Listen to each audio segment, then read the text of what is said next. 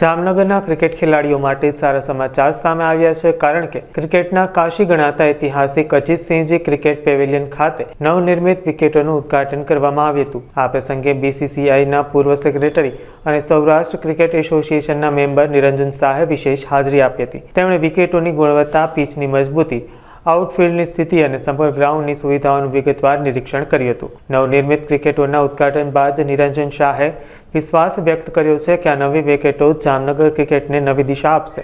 વધુમાં તેમણે જણાવ્યું હતું કે જો રાજ્ય સરકાર આ ગ્રાઉન્ડને લાંબા ગાળાની લીઝ પર ક્રિકેટ સંસ્થાને આપે તો જામનગરના ક્રિકેટ ઇન્ફ્રાસ્ટ્રક્ચરને સંપૂર્ણ રીતે વિકસિત કરી શકાય છે।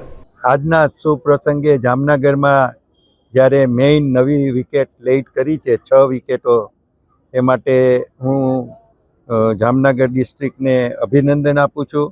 અને આ નવી વિકેટ મને સારી લાગી અને મને એમ લાગે છે કે આ વિકેટ ઉપર હવે BCCIના મેચ પણ સૌરાષ્ટ્ર ક્રિકેટ એસોસિએશન તેમને આપી શકે, પણ ઇમિડિયેટલી લોકલ થોડા મેચ રમવાનું વધારે રાખે તો વિકેટ એકદમ સેટલ થઈ જાય અને સારા મેચો પણ તમને મળી શકે। આ પ્રસંગે મને અહીંયા બોલાવી ને જે કર્યું, જામનગર જિલ્લાએ મારું જે સ્વાગત કર્યું છે એ માટે તેમના હોદ્દેદારોનો હું સંપૂર્ણ આભાર માનું છું।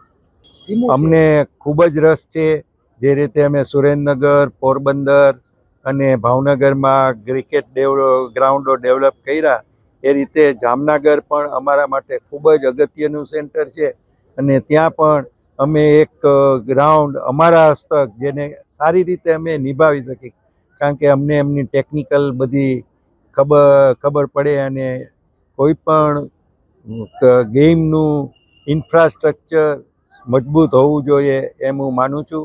અને એ રીતે અમે સરકારમાં ફરીવાર ચાલુ જ રાખશું કે આ ગ્રાઉન્ડ અમને જેમ પોરબંદરનું લીઝ ઉપર આપ્યું એમ અમને લોંગ લીઝ ઉપર આપો, અમે બધું ડેવલપમેન્ટ આના ઉપર કરશું અને એ ખૂબ જ અગત્યનું છે।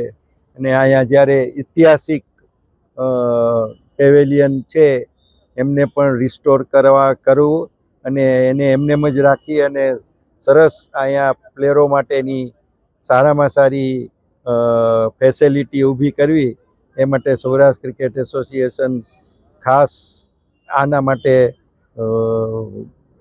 એમને જરૂરી છે અને આમાં તો જ અહીંના ડિસ્ટ્રિક્ટનું ક્રિકેટ વધારે આગળ વધી શકે। આ લોકો અને અહીંના હોદ્દેદારો જે મહેનત કરી રહ્યા છે એ પણ ખૂબ જ વખાણવા લાયક છે। અમને પહેલાં મહિલાઓ ક્રિકેટ 5-6 વર્ષથી એકદમ સરસ આગળ વધી રહ્યું છે, ત્યારે અમને સૌરાષ્ટ્રમાં એટલી હજી મહિલા નહોતી મળતી, પણ જે આપણે વર્લ્ડ કપ જીતા છીએ એનાથી એક પ્રોત્સાહન ઊભો થયો છે અને અમને લાગે છે કે અત્યારના મેજર 5-6 ડિસ્ટ્રિક્ટ છે એ મહિલાની ક્રિકેટ ટીમ કરી શકશે અને આપણે પહેલાં ઇન્ટર ડિસ્ટ્રિક્ટથી ચાલુ કરશું, જેથી અમને મહિલાની સૌરાષ્ટ્રની ટીમ ઊભી કરવામાં ભારે ઇઝી પડે।